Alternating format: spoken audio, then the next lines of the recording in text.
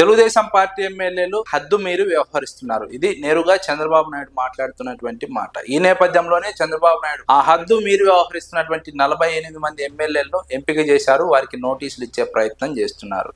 ఎందుకు నోటీసులు ఇస్తున్నారంటే వాస్తవంగా వారు హద్దు మీరి ప్రయత్నిస్తున్నారు. తెలుగుదేశం పార్టీ లైన్ లో నడవడం లేదు. తెలుగుదేశం పార్టీ లైన్ కు వ్యతిరేకంగా ఉన్నారు. తెలుగుదేశం పార్టీని ఇబ్బంది పెట్టే ప్రయత్నం చేస్తున్నారు. ప్రజల్లో వారి వల్ల పార్టీ పట్ల చులకన భావం ఏర్పడుతోంది. పార్టీ పట్ల ప్రజల్లో వ్యతిరేకత వస్తోంది. ఇది వాస్తవ పరిస్థితి. కానీ చంద్రబాబు నాయుడు పైకి మాత్రం చెప్తున్నది సీఎంఆర్ఎఫ్ చెక్కుల పంపిణీలో పాల్గొనడం లేదు, పెన్షన్ల పంపిణీలో పాల్గొనడం లేదు, అందుకే ఆ ఎమ్మెల్యేలకు నోటీసులు ఇచ్చామని చెప్తున్నారు. వాస్తవంగా సీఎంఆర్ఎఫ్ చెక్కుల పంపిణీలో పాల్గొనకపోయినా లేదంటే పెన్షన్ పంపిణీలో పాల్గొనకపోయినా ప్రభుత్వం లేదంటే పార్టీ ఈ స్థాయిలో ఎప్పుడు చర్యలు తీసుకోదు, లేదంటే నోటీసులు పంపించదు.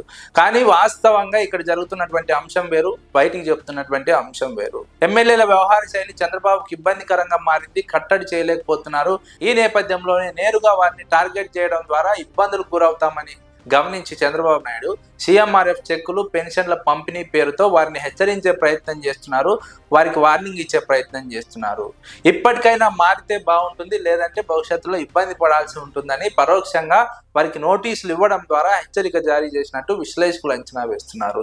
అయితే ఇదే అంశం పైన మరొక కోణంలో రాజకీయ వర్గాల్లో చర్చ సాగుతోంది. వచ్చే ఎన్నికల నాటికి చాలా మంది ఎమ్మెల్యేలను చంద్రబాబు పక్కన పెట్టబోతున్నారు.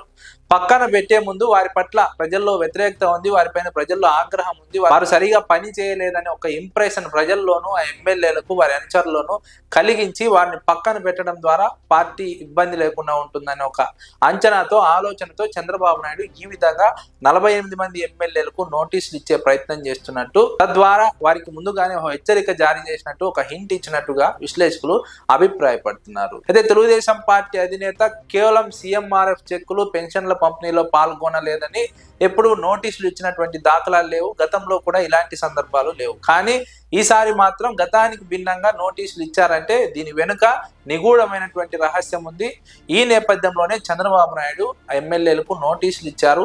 నోటీసులు ఇవ్వడానికి ప్రధానంగా 2 కారణాలు ఇక్కడ కనిపిస్తున్నాయి. ఒకటి, ఎమ్మెల్యేల వ్యవహార శైలి.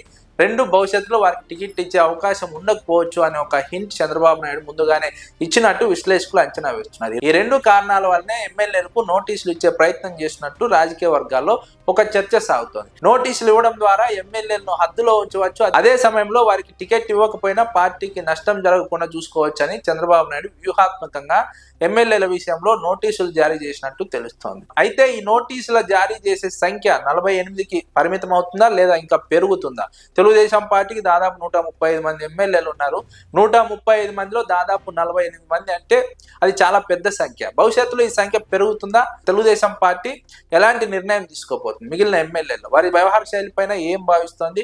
వారికి వచ్చే ఎన్నికల్లో టికెట్ ఇచ్చే అవకాశం ఉందా? తెలుగుదేశం పార్టీలో ఏం జరుగుతుంది? ఇలా రకరకాల ప్రశ్నలు తెలుగుదేశం పార్టీ వ్యవహార శైలి పైన, అంతర్గత వ్యవహారం పైన రాజకీయ వర్గాల్లో చర్చ సాగుతోంది. తెలుగుదేశం పార్టీ వచ్చే ఎన్నికల నాటికి మాత్రం ఖచ్చితంగా ఇబ్బంది పడతామని ఒక అంచనాకు వచ్చింది. అందుకే 40 మంది ఎమ్మెల్యేలకు నోటీసులు జారీ చేసింది. ఈ 48తో మళ్ళీ ఎన్నికలకు వెళ్తే ఖచ్చితంగా ఈ 48 డిపాజిట్లు వచ్చే అవకాశం ఉండదు. కాబట్టి ఖచ్చితంగా ఓడిపోతామనే ఆలోచనతోనే చంద్రబాబు నాయుడు ఈ 48 మందికి నోటీసులు ఇవ్వడం ద్వారా వీరిని పక్కన పెడుతున్నట్టు భవిష్యత్తులో ఒక హింట్ ఇచ్చారు అన్నది విశ్లేషకులు అంచనా వేస్తున్నటువంటి సందర్భం. అయితే ఈ నోటీసులు తీసుకునే 48 మంది ఎమ్మెల్యేలు ఏ విధంగా చంద్రబాబు నాయుడు నోటీసులకు రియాక్ట్ అవుతారు? చంద్రబాబు నాయుడు నోటీస్ ఇచ్చిన తర్వాత వీరంతా కట్టడి అవుతారా లేదా కంట్రోల్లో ఉంటారా లేదా చంద్రబాబు నాయుడు లెక్క చేయకుండా, నోటీసులు లెక్క చేయకుండా యథావిధిగా వ్యవహరిస్తారా? ఇది ప్రస్తుతం జరుగుతున్నటువంటి ఒక చర్చ. వచ్చే ఎన్నికల్లో టికెట్ రాదని ఎమ్మెల్యేలు భావిస్తే భవిష్యత్తులో ఇంకా చెలరేగుతారు, ఇంకా విచ్చలవిడిగా వ్యవహరిస్తారని విశ్లేషకులు అభిప్రాయపడుతున్నారు. ఎలాగో టికెట్ రాదు కాబట్టి ఉన్న కాలంలోనే సర్దుకోవాలి, ఉన్నప్పుడే ఊడ్చుకోవాలి అన్నట్టుగా ఇష్టారాజ్యంగా అవినీతికి పాల్పడే అవకాశం ఉంటుందని విశ్లేషకులు అభిప్రాయపడుతున్నారు. అల్టిమేట్ గా తెలుగుదేశం పార్టీకి ఇది ఇబ్బందికరంగా మారుతుంది. తెలుగుదేశం పార్టీకి ఇది పుట్టి ముంచే అంశంగా మారుతుందని విశ్లేషకులు అంచనా వేస్తున్నారు.